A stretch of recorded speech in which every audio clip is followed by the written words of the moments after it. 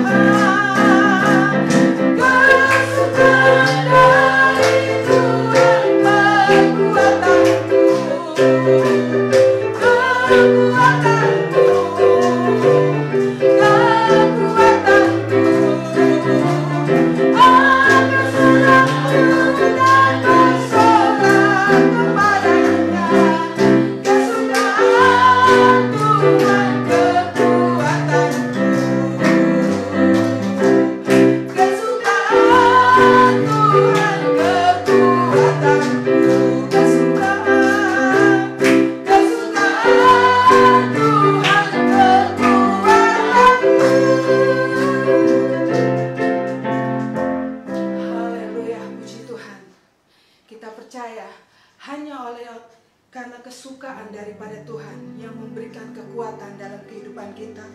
Firman-Nya yang akan mengubah sikap hati kita menghadapi apa yang sedang kita hadapi saat ini, kesukaran, kesulitan mungkin. Tetapi firman Tuhan yang akan mengubah pola pikir kita, yang akan mengubah cara pandang kita di dalam kita menghadapi apa yang ada di hadapan kita. Saudaraku, sebentar kita akan mendengar kebenaran firman Tuhan. Mari persiapkan hati kita, tubuh jiwa kita, supaya kita benar-benar memiliki kerinduan untuk kembali diubahkan oleh kebenaran firman Tuhan. Kita angkat pujian. Aku datang dan ku bersujud.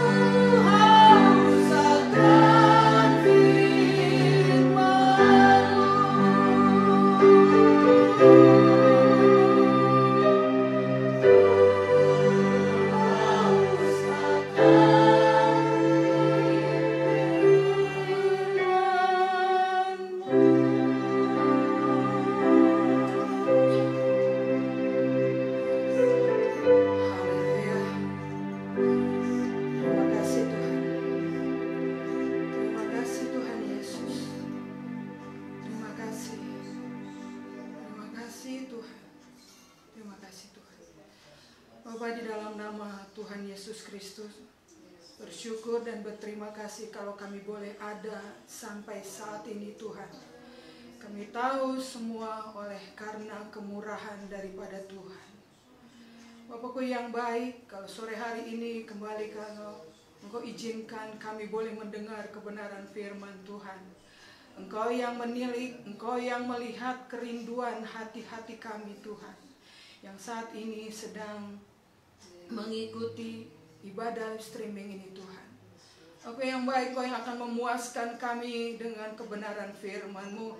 Karena kami tahu setiap apa yang keluar dari mulut hamba-Mu yang telah Engkau pilih dan telah Engkau urapi adalah perkataan-perkataan yang berkuasa, yang akan memuaskan kehidupan kami Tuhan. Terima kasih Bapakku yang baik, terima kasih. Kami menyerahkan hamba-Mu kembali ke dalam tangan-Mu. Berbicaralah kepada kami melalui hamba-Mu Tuhan. Terima kasih, hanya di dalam nama Tuhan Yesus Kristus kami bersyukur dan kami berdoa. Terima kasih, haleluya, amin.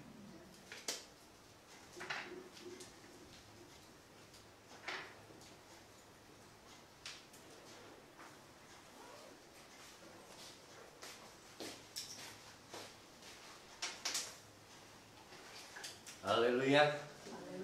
Selamat sore saudara, selamat berjumpa kembali di ibadah live streaming Minggu tanggal 7 Juni.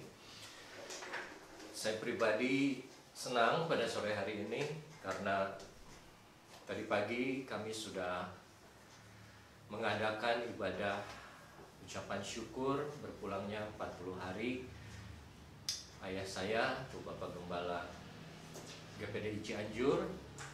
Dan di luar dugaan kami yang menghadiri ibadah itu lebih dari 250 orang. Dimana itu satu bukti bahwa kebaikan Tuhan, kasih Tuhan terhadap kami yang di Cianjur dan khususnya terhadap Papa tidak berhenti saat Papa sudah kembali ke rumahnya di surga, tapi tetap berjalan dan diteruskan kepada kami semua yang masih hidup yang ada di Cianjur.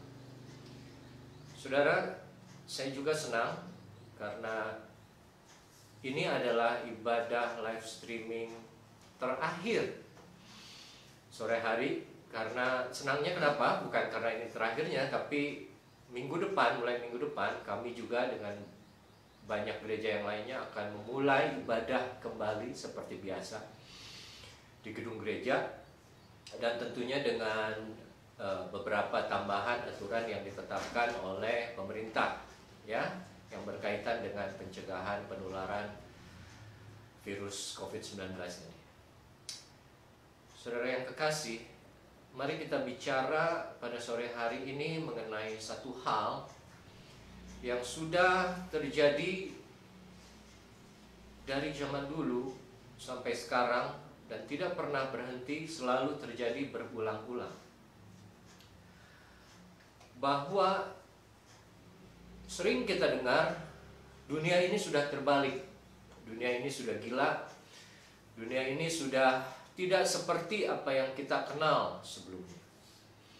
Banyak hal yang dulu merupakan hal yang tabu atau hal yang tidak baik, tapi karena perputaran dunia yang demikian jahatnya, maka hal-hal tersebut menjadi satu yang normal, satu yang biasa saja. Dimana kalau kita dulu mendengar orang nikah dengan yang jauh lebih muda di bawah umur, itu suatu hal yang kok bisa ya. Tapi ternyata di saat-saat ini ada orang, dan tidak sedikit, yang melakukan hal seperti itu. Atau kalau kita dulu orang melakukan pengguguran kandungan, kita anggap itu suatu aib. Tapi kalau kita lihat di beberapa negara, khususnya di Amerika maupun di banyak negara Eropa lainnya, hal itu sudah terbalik sekarang. Hal itu malah dilegalkan oleh sistem hukum mereka. Mengapa banyak hal yang dulu dilarang, hal yang dulu tabu, sekarang malah jadi hal yang biasa? Dan tentunya kita sebagai anak-anak Tuhan sudah tahu hal ini akan terjadi. Firman Tuhan berkata dunia akan semakin jahat. Dan ini bukan sesuatu yang mengagetkan untuk kita. Karena firman Tuhan sudah bicara, jangan kaget. Hal-hal seperti ini akan mendahului kedatanganku. Seperti yang Tuhan Yesus bilang. Kalau kita lihat lagi saudara, misalnya dari soal ketakutan. Takut ini adalah sesuatu yang wajar, tapi tidak wajar. Wajar kenapa? Karena kita manusia memang tidak lepas dari kelemahan, kekurangan, dan keterbatasan kita. Tidak semua hal kita bisa kontrol. Dan kadang untuk hal yang kita tidak bisa kontrol, kita menjadi takut. Tapi ketakutan ini pada belakangan sudah menjadi satu senjata yang dipakai oleh iblis.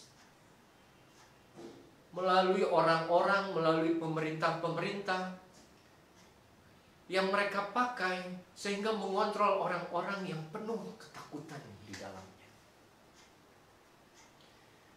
Dan ketakutan menjadi satu hal yang normal. Coba saja, sekarang kita takut sama yang namanya virus corona. Dan kita dibilang hati-hati itu corona. Kamu ngobrol saja bisa tertular. Kamu pegang barang yang bekas dipegang orang yang kena corona, kamu juga terkena corona. Dan kita mulai dibiasakan untuk tidak keluar rumah. Kita dibiasakan untuk tidak berkerumun. Dibiasakan untuk tidak berkumpul. Yang dulu normal sekarang jadi tidak normal. Melihat kerumunan orang, melihat orang berkelompok akan dibubarkan. Diusahakan untuk tidak.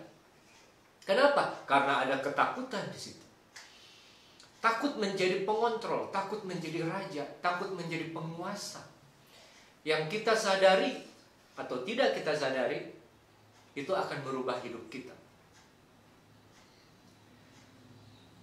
Mari kita buka Injil Lukas pasal 12.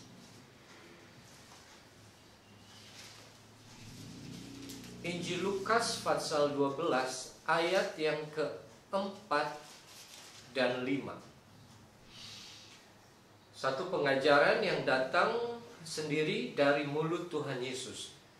Injil Lukas 12 ayat ke-4.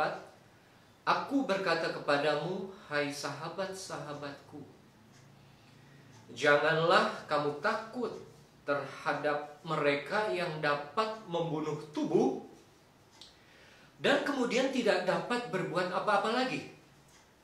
Ayat kelima, aku akan menunjukkan kepada kamu siapa yang harus kamu takuti. Takutilah dia yang setelah membunuh mempunyai kuasa untuk melemparkan orang ke dalam neraka. Dan diulang, sesungguhnya aku berkata kepadamu, takutilah dia. Oleh karena itu tema firman Tuhan sore ini saya sampaikan dengan judul Jangan Terbalik. Di sini kita lihat Yesus berkata, jangan kamu takut sama mereka yang dapat membunuh tubuh. Takutlah dia, Allah, yang setelah membunuh mempunyai kuasa untuk melemparkan orang ke dalam neraka. Ini yang terbalik, saudara. Zaman sekarang orang lebih takut sama yang bisa membunuh hidupnya, tubuhnya, fisiknya. Dan itu takut yang mengontrol mereka. Tidak berani ke sana, tidak berani ke sini, tidak berani makan ini, tidak berani makan itu, tidak berani ketemu dia, tidak ketemu mereka. Semua karena apa? Takut. Yang seharusnya mereka takuti Tuhan, mereka tidak takut. Nah, sekarang kita belajar sedikit kenapa ini takut bisa ada. Ini semua kembali ke masa penciptaan di mana Adam dan Hawa hidup di Taman Eden. Kalau kita baca Kejadian 3 di mana jatuhnya manusia ke dalam dosa, kita tahu percakapan yang terjadi antara iblis dengan Hawa atau manusia. Coba kita baca saja Kejadian 3 ayat yang ke-1. Saya tidak akan baca semuanya, tapi di ayat yang pertama, ular itu berkata, tentulah Allah berfirman, semua pohon dalam taman ini jangan kamu makan buahnya, bukan? Sudah dibalik oleh iblis. Firman Tuhan sudah dibalik. Apa yang Tuhan izinkan boleh dimakan, semua pohon, iblis bilang, bukankah Tuhan bilang jangan kamu makan buah? Sudah dibalik oleh iblis.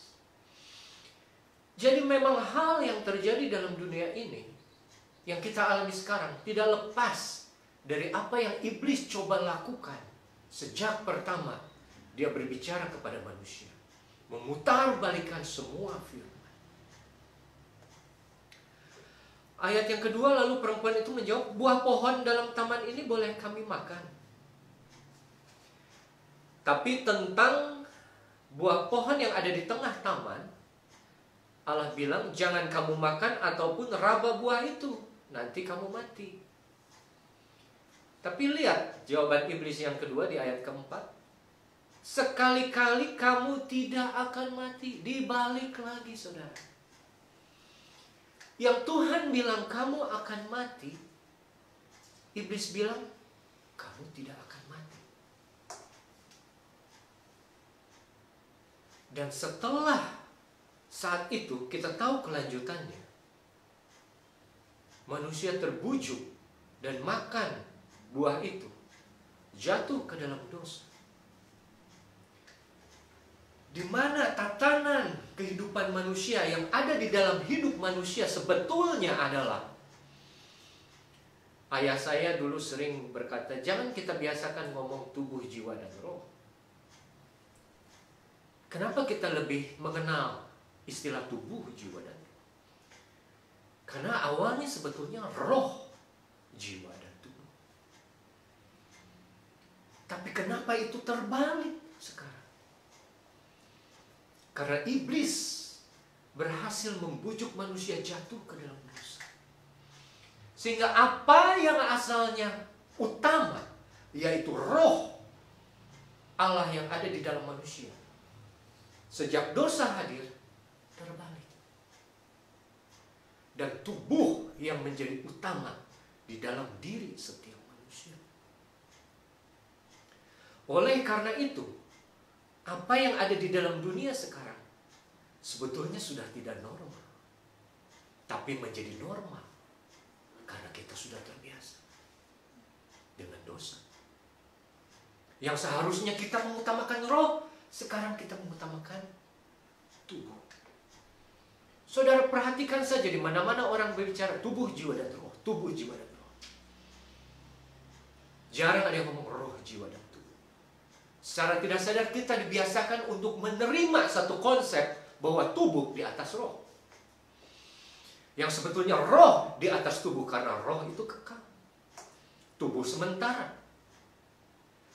Dan kalau kita ikuti ceritanya, saudara, setelah mereka makan buah itu, mereka merasa malu dan mereka sembunyi. Lalu Allah cari, Adam, di manakah engkau? Jawab Adam apa? Kenapa kamu sembunyi, kata Tuhan? Karena aku takut.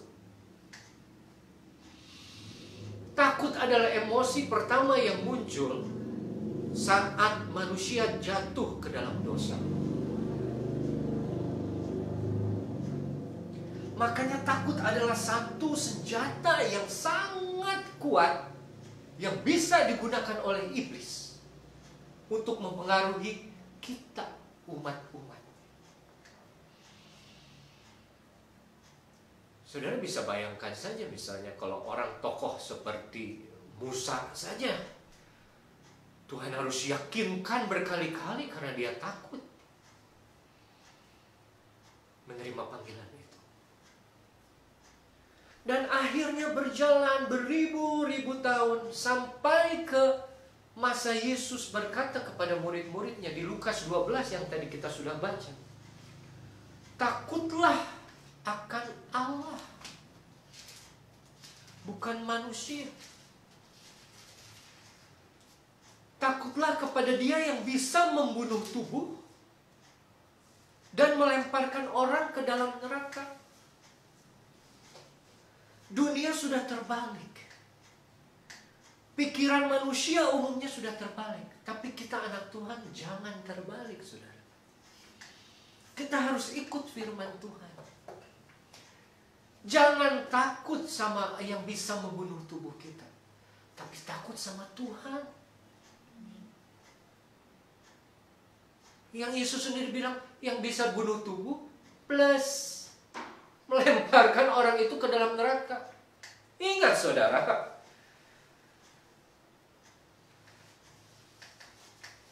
kematian itu bisa 2 kali. Kematian secara fisik dan kematian dalam kekekalan. Semua orang akan mengalami kematian fisik. Tapi soal kematian atau kehidupan dalam kekekalan, itu kita yang akan menentukan bagaimana kita menjalankan firman yang Tuhan sudah berikan kepada kita. Jangan terbalik. Dalam Yakobus 2 ayat 19 saja, dia bilang, kamu percaya sama satu Tuhan, bagus.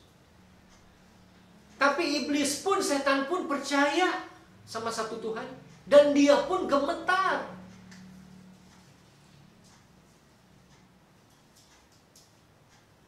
Saya lihat belakangan ini berkurang orang yang takut sama Tuhan. Mereka jauh lebih takut sama hal-hal yang bisa membunuh tubuh mereka. Tapi mereka lupa bahwa Tuhan bisa melakukan lebih daripada itu. Dan kalau Yesus sendiri, Yesus yang adalah Tuhan bilang, ayat kelima dia bilang, aku akan menunjukkan kepada kamu. Aduh. Kepada siapa kamu harus takut? Takutilah Dia, Allah Bapa. Takutilah Dia, Tuhan. Takutilah Dia yang pegang hidup kita. Hidup kita bukan di tangan penyakit, saudara. Hidup kita bukan di tangan virus. Hidup kita di tangan Tuhan.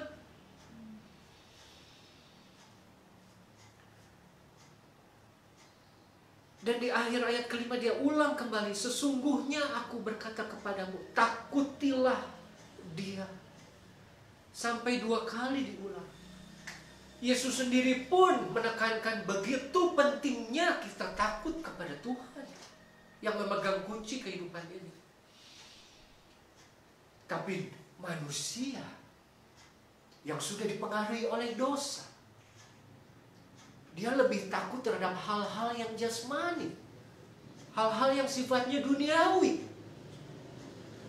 yang sementara.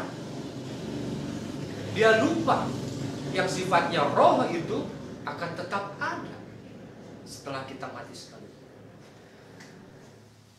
Ada penyanyi rock terkenal namanya Ozzy Osbourne, saudara. Kalau melihat gaya panggungnya, dia tidak bisa dikatakan satu penyanyi yang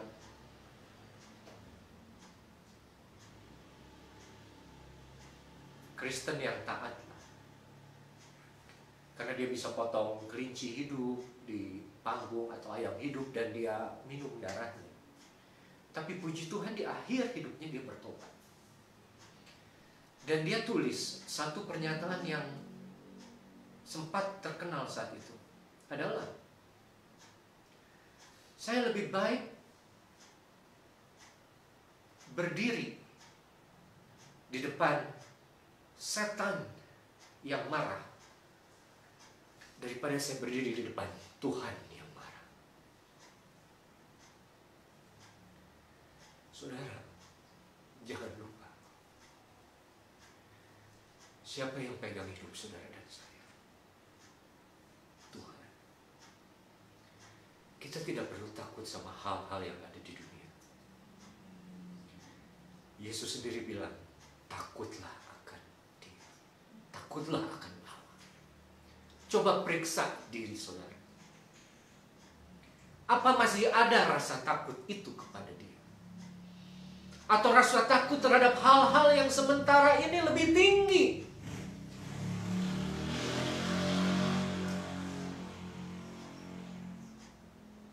Apa saudara lebih takut kena penyakit?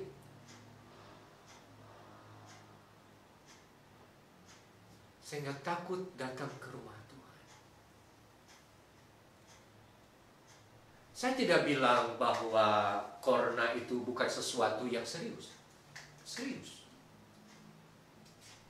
Dan kita harus tanggapi secara wajar. Kita jaga kesehatan, jaga kebersihan, jaga jarak. Sudah terbukti itu cukup. Dan itu hanya melindungi tubuh fisik kita. Tidak melindungi roh kita. Matius 4 ayat 4 berkata, manusia hidup bukan dari roti saja, tapi dari setiap firman yang keluar dari mulut Allah itu sendiri. Jangan lupa, saudara. Jangan terbalik. Apa yang harus saudara takuti, takuti. Apa yang tidak perlu saudara takuti, jangan takuti. Jangan biarkan hal-hal yang kita takut secara fisik mempengaruhi hal yang kita harus takuti dalam roh kita, yaitu Tuhan. Yang kedua kita lihat, banyak yang masih terbalik adalah, kita buka di 1 Yohanes 2 ayat yang ke-15.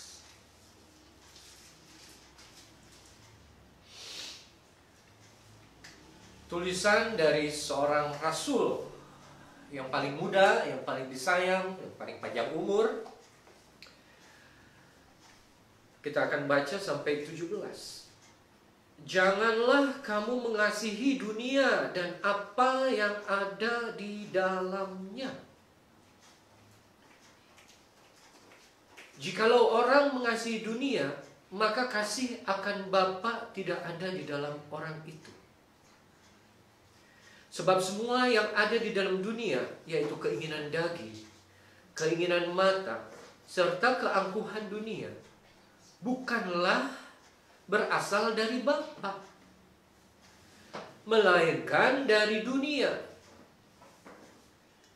Ayat 17 perhatikan saudara. Dan dunia ini sedang lenyap dengan segala keinginannya. Tetapi orang yang melakukan kehendak Allah tetap hidup selama-lamanya. Rasul Yohanes kembali menekankan bagaimana pentingnya kita untuk tidak berbalik, tidak terbalik kepada hal-hal yang seharusnya kita kasihi, malah tidak. Hal yang tidak kita harus kasih, malah kita sayang. Ayat ke-15 bilang, jangan mengasihi dunia dan apa yang ada di dalamnya.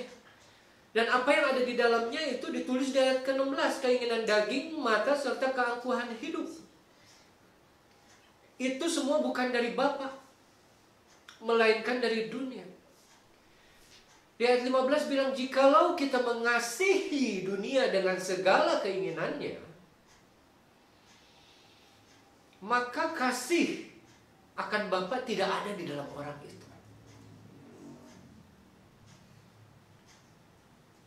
Dan memang ini yang iblis selalu kerjakan. Ingat saudara waktu iblis mencobai Tuhan Yesus di padang gurun? Percobaan yang ketiga, jikalau kamu menyembah kepada aku akan berikan semua kerajaan, kekayaan yang ada di dunia ini. Iblis selalu berbicara mengenai dunia dengan segala isinya. Iblis tahu bagaimana cara mempengaruhi anak-anak Tuhan, yaitu dengan keinginan daging, keinginan mata, dan keangkuhan hidup. Dan itu yang kadang kita lupa. Yang kita harus kasihi Bapa, terbalik. Kita mengasihi dunia.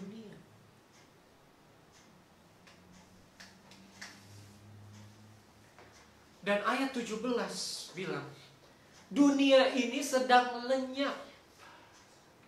Kalau dalam bahasa Inggris itu dikatakan vanish. Vanish itu dikatakan lenyap secara perlahan-lahan.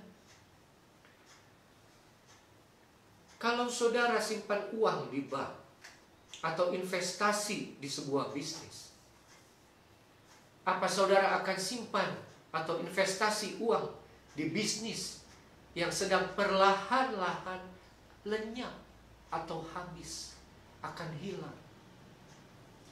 Tentu tidak. Untuk apa mengasihi sesuatu yang akan hilang? Tapi itu yang hampir semua orang, tidak saja semua orang,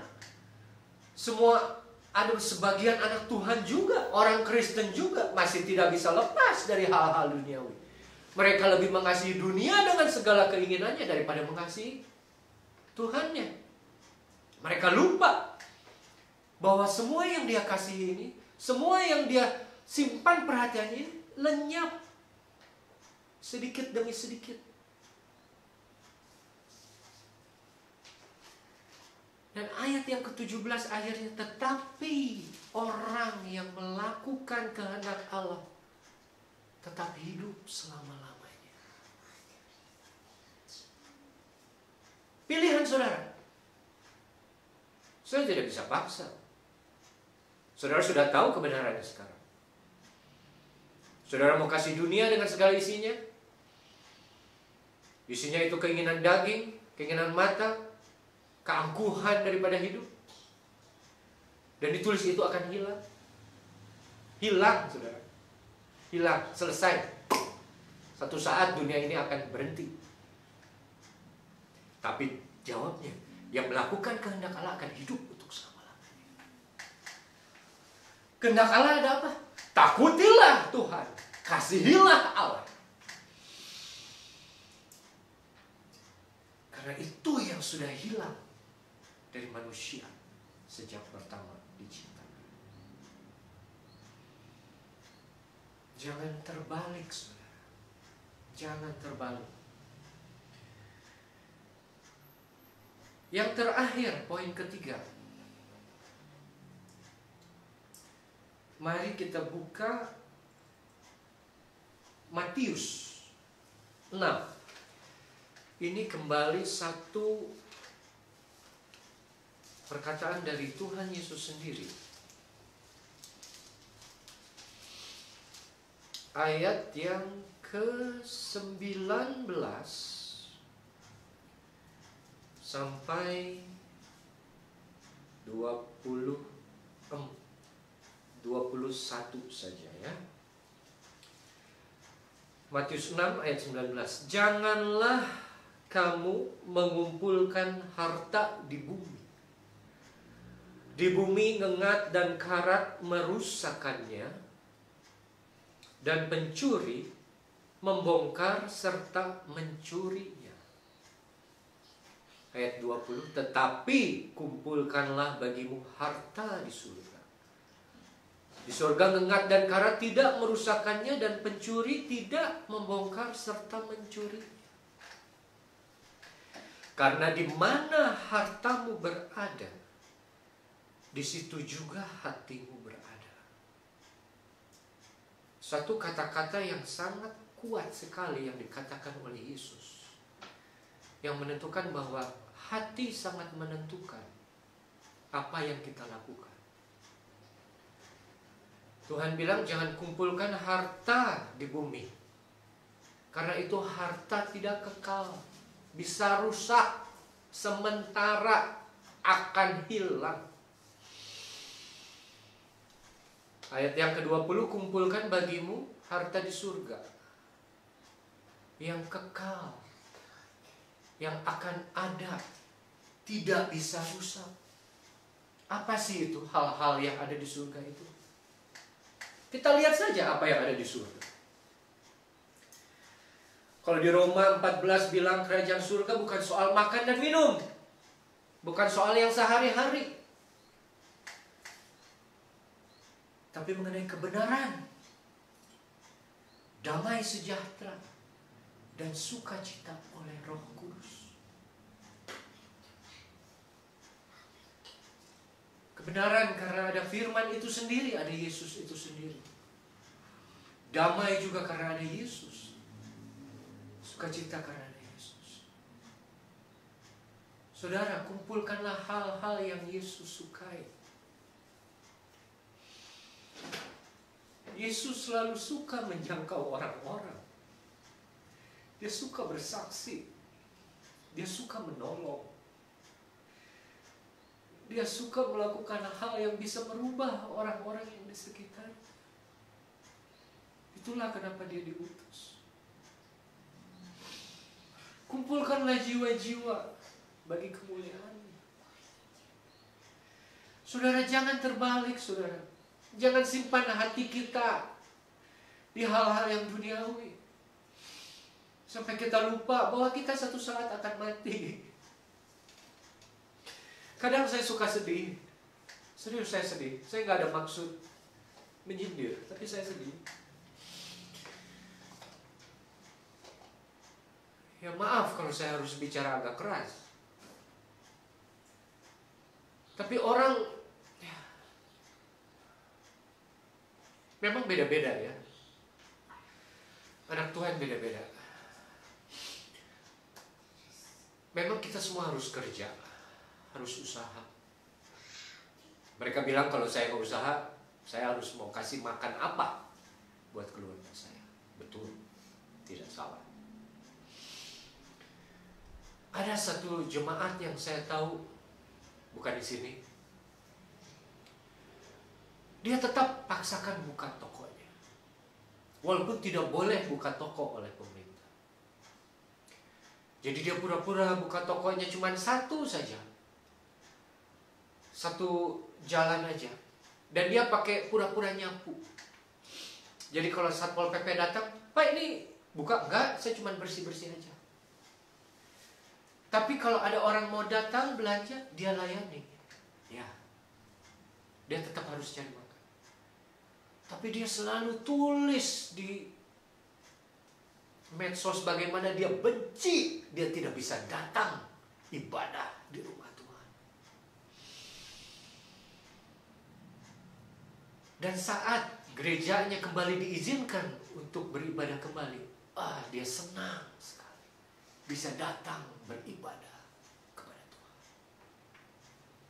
Itu contoh orang yang tidak terbalik. Dia tahu takut akan Tuhan, dia tahu mengasihi Tuhan, dan dia tahu mengumpulkan harta di surga. Selalu cari kebenaran akan firman Tuhan. Satu sisi ada lagi jemaat yang lain ngomongnya, saya kan harus usaha. Kalau nggak usaha, mau kasih makan apa ini keluarga? Betul. Tidak salah, saya dukung. Memang kita semua harus kerja dengan hikmat.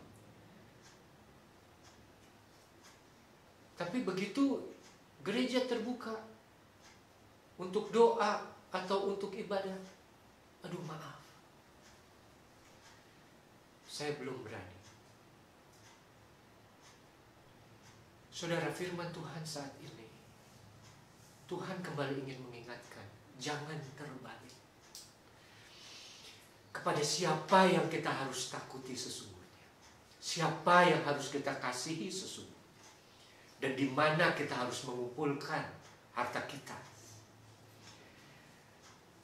Saudara, Kolose 3 ayat 1 berkata,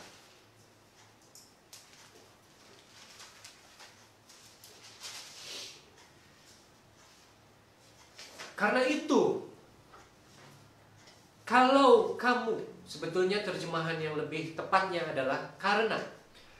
Kalau itu, karena kamu dibangkitkan bersama dengan Kristus, carilah perkara yang di atas, di mana Kristus ada, berarti surga, duduk di sebelah kanan Allah. Ayat kedua, pikirkanlah perkara yang di atas, bukan yang di bumi. Jangan terbalik, saudara. Kemarin parabola Indosiar kami diperbaiki. Teknisinya bawa semacam alat ukur yang kayak kompas dan alat kemiringan derajat dan segala sesuatu. Yang pertama dia cari adalah arah kemana parabola itu harus ditujukan. Dia bilang harus ke arah utara. Dia cari di mana arah utara itu. Begitu dia dapat arahnya, dia akan arahkan si parabola itu ke utara. Saya perhatikan. Dan begitu dapat arahnya. Ayat yang kedua ini sebetulnya dalam bahasa Inggris bukan pikirkanlah, tapi set your mind. Set, tentukan, pastikan. Jadi setelah dapat arahnya, dikunci. Setelah kita dapat kemana arahnya, kita harus melakukan. Pikiran kita, mengarahkan pikiran kita yaitu kepada Yesus. Kunci itu, saudara. Kunci pikiran kita hanya kepada Dia, bukan yang di bumi. Jangan terbalik, saudara.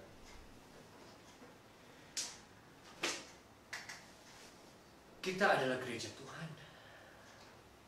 Gereja Tuhan adalah mempelainya Kristus. Untuk apa kita melakukan hal bagi dunia ini yang sudah jelas jahat, kotor, dan penuh dengan dosa? Sedangkan calon mempelai kita Kristus sudah memberikan segalanya untuk kita. Dia sudah memberikan yang terbaik untuk kita. Jangan terbalik, saudara. Dia pantas menerimanya. Oleh karena itu, pesan terakhir saya di ibadah live streaming minggu sore, kembali arahkan takut saudara kepada Allah saja. Kasih saudara hanya kepada Allah saja. Dan kumpulkan harta di surga. Cari perkara yang di atas. Dan selalu kunci pikiran kita hanya kepada Kristus. Karena hanya Dialah yang bisa membawa kita ke arah yang benar. Dan membawa kita ke tempatnya lebih dekat hari ini. Demikian firman Tuhan, saudara, pada sore hari ini. Saya akan tutup dalam doa. Mari kita berdoa. Tuhan yang baik yang kami sembah dan kenal di dalam nama Yesus Kristus, terima kasih untuk firman-Mu pada sore hari ini, yang kembali mengingatkan kami, menegur kami, untuk tidak terbalik dalam menetapkan prioritas kami, bahwa Engkau yang utama, tidak bisa dibandingkan dengan dunia ini. Bahwa semua pikiran kami, hati kami, hendaknya selalu diarahkan, ditetapkan, ditempatkan hanya kepadamu saja Tuhan. Karena hanya daripadamu saja Yesus datang hal-hal yang baik. Oleh karena itu Tuhan, kami ingin pada sore hari ini kembali takut kepada seharusnya, kepada siapa kami takut. Biarlah kami takut hanya kepada Engkau. Berilah kami hati yang takut kepadamu Tuhan. Berilah hati kami yang takut kepada Yesus. Dan kami juga ingin mengasihi Engkau. Jauhkan kami mencintai dunia dengan segala isinya yang kami tahu akan hilang. Biarlah kami juga mengasihi Engkau dengan segenap jiwa, pikiran, tenaga, dan hati kami.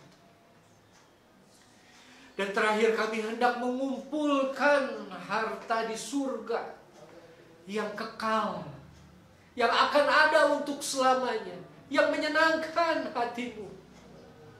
Karena itu yang akan kami nikmati nanti bersama dengan Engkau pada akhir. Terima kasih Tuhan, terima kasih Bapa. Selalu kami mohon Roh Kudus-Mu, Roh yang berkuasa itu untuk selalu ada di dalam hidup kami. Menguatkan kami, menghidupkan kami secara roh, sehingga memampukan kami menghidupi firman-Mu ini Tuhan. Terima kasih Tuhan. Kami juga berdoa untuk setiap ibadah yang akan kami lakukan berikutnya di gereja. Biar Engkau Tuhan yang senantiasa berkati ibadah-ibadah ini. Kau buka jalan agar semua proses protokoler keselamatan boleh kami tetap ikuti dan semuanya boleh berjalan dengan baik. Engkau bukakan hati jemaat-Mu. Kau berikan mereka keberanian, iman, Roh Kudus-Mu bekerja, sehingga mereka boleh bergerak kembali, datang, berkumpul menyembah, memuji, meninggikan nama-Mu Yesus. Terima kasih Tuhan. Itu saja yang kami butuhkan. Terima kasih Bapa. Terima kasih untuk semuanya. Kami terima firman-Mu pada sore hari ini di dalam berkat nama Tuhan Yesus Kristus. Nama yang hidup, nama yang berkuasa. Haleluya. Amin. Saudara, ada beberapa pengumuman. Ibadah di GPDI Cianjur akan kembali seperti biasa, yaitu Rabu. Ibadah doa dan puasa akan dilaksanakan mulai 4:30 seperti biasa jamnya.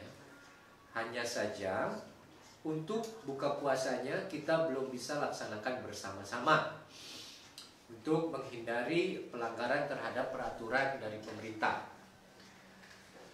Ibadah kaum muda dan remaja pada hari Kamis diadakan pukul 6 sore. Juga Beachstone hari Sabtu pukul 5 sore. Dan minggu depan, hari Minggu, kita yang berjemaat di GPDI Cianjur akan ketemu kembali di 2 kebaktian umum, yaitu pagi dan sore. Hanya saja perhatikan saudara, pagi jam kebaktiannya dirubah menjadi jam 6 pagi. Dan sore menjadi jam 4 sore. Lalu satu hal lagi tambahan, besok Senin ada komsel untuk kaum muda dan remaja. Jadi untuk bapak, ibu, saudara yang sudah mempunyai anak dan remaja, kiranya bolehlah diberi izin untuk mengikuti komsel itu, karena kami juga jaga jarak kok. Duduknya tidak dekat dan selalu kami bilang harus tetap pakai masker sehingga segala sesuatunya terjaga. Demikian saudara pengumuman. Sampai berjumpa hari Minggu depan. Tuhan Yesus memberkati dan menyertai kita semua. Haleluya.